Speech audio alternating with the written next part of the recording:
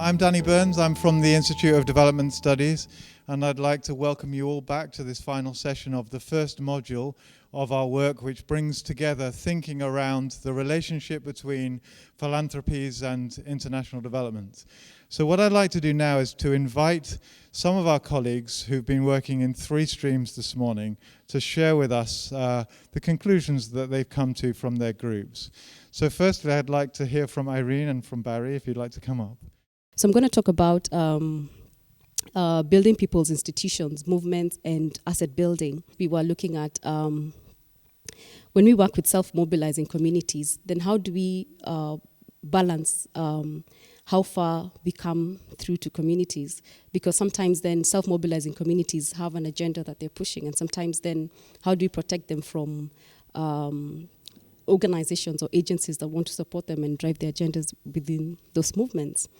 Then there's also the need to support civil society platforms so that large international networks also begin to follow through with this movement. There was a strong call, as Irene was saying, for some kind of concrete, clear investment on the part of philanthropic actors and development actors, some of whom are represented here, in terms of really investing seriously in women's empowerment and rights, particularly focused on economics and power, parting on the argument that the struggle of women is a struggle of citizens within a larger struggle for citizen empowerment, and has a critical role to play in terms of opening doors in terms of other marginalized groups as well. Jane, I think, is going to report back on the group that was looking at organizations and institutions and a new development framework. Jane. Our group looked at opportunities for changing the development system, and we began by saying that there were 2 large changes that have to happen. The first being the need to put people and their communities first, put them at the center of any new development system. We came to the view that it is they that are the sources of innovation. It is they who are the sources of ideas. It is they who will inform any analysis, and they are the ones who would provide the feedback loops as to what works and what doesn't.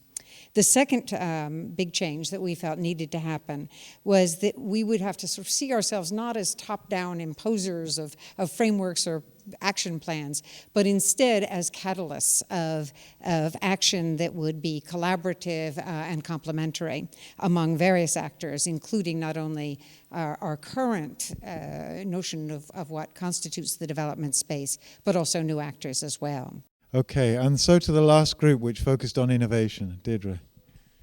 We started with what really is this problem? We keep talking about innovation in sort of the abstract. What is the problem we're trying to solve here? And we said specifically in the philanthropy, in the development community, we're trying to look at how to enable people-centered innovation, not innovation for innovation's sake, as came out quite clearly in the 2 previous groups.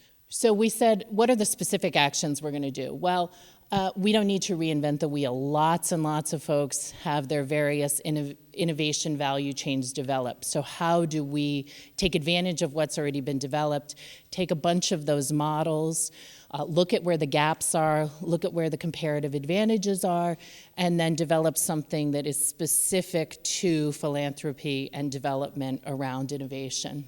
Another specific action we took on is how do we actually define failure and success in a people-centered way?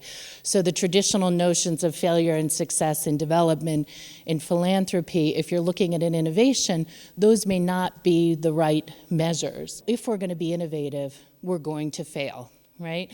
We talked a lot about how the private sector will take 90%, their R&D department will be happy if 10% of what they do is actually successful and 90% fails. That's actually fine in the private sector context. It's definitely not fine in the development context for a couple of reasons. First of all, because we don't have the resources to fail that often, but second of all, because it's one thing to fail with trying out a piece of technology, it's another thing to fail when you're affecting people's lives. Thank you again.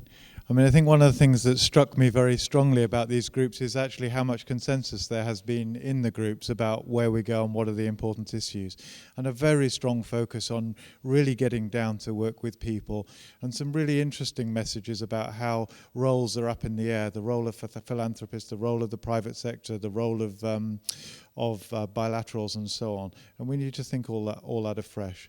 But I want also to offer the opportunity for any other comments, for any dissent, for any other offers of actions that might be made. We can open up a conversation if we wish. My name is Filiz, and I work with the Sabancı Foundation in Turkey. We're making some assumptions about the environments in which we work with regards to civil society that I think we shouldn't overlook. One is that there's still a very good portion of the world in which civil society organizations are unable to organize and act freely due to laws that restrict them from doing so. So in order for us to have innovation value chains or any other programs be operating and active, we really need to do more to enable that space for civil society legally. So this is a call to development organizations to do that, and also for foundations and other philanthropic organizations to focus on that. We had this in our group. We were talking about giving this illustration that in our homes we welcome as many people as possible, but we don't welcome everybody into the bedroom. Is that right? So in the same way, it's the same thing about communities, that even as much as communities are interacting with so many people, they have their confines to which they do not allow other people to come into. And one of the things the points that I wanted to make right now is that I think the advantage movements have had with foundations like Rockefeller Foundation, Ford Foundation, is that the foundations have been very flexible enough not to enter that space that is very safe for communities. That foundations are allowing communities to make decisions, make mistakes, and not be judged so harshly on those mistakes, but allowing communities to learn from those mistakes and innovate. The truth is we operate in a bubble. The general public and citizenry around the world know very little of what we do as philanthropy organizations, as development organizations and practitioners. And that's a critical barrier. That's a critical blockage to a paradigm for well-being. What would be a form of philanthropy and development support? What would that look like to really start moving, as my colleague Jay Naidu from South Africa said, from a focus on the supply side, on the mechanisms for providing support, funding, and so forth, to actually looking at how do we stimulate the demand from the citizenry and support it, and the social accountability and all the things around that can actually that have already been manifested in their own self-generated ways in Tahrir Square and lots of other places, so that we're actually connecting, not simply offering offerings, but actually listening and responding to and building and reinforcing that demand, which is not the economic demand that is currently ruling global governance. Just to respond from the foundation and our work with SDI, or rather our support of SDI, because it's their work. And I think hooking back to what we talked about in the group was that we were looking at how you enable innovation, not how you spot or find it or power it, that the innovation is out there. Or as William Gibson puts it, the future is already here, it's just uneven. And we see the future in Slum Dwellers International. And so the point of view for us was they knew what they were doing. We just needed to support them and give them the space to do it. And I think that's the spirit of going back to people-centered and people-centric, is the people who are pushing the innovations know what they are doing. You need to give them the space and the support and the resources to continue doing that. That very often what development agencies do is, oh yeah, we see the innovation, and here's how you're going to scale it up. And sometimes that stunts it or ruins it or takes the focus off from the people who are actually working on the ground.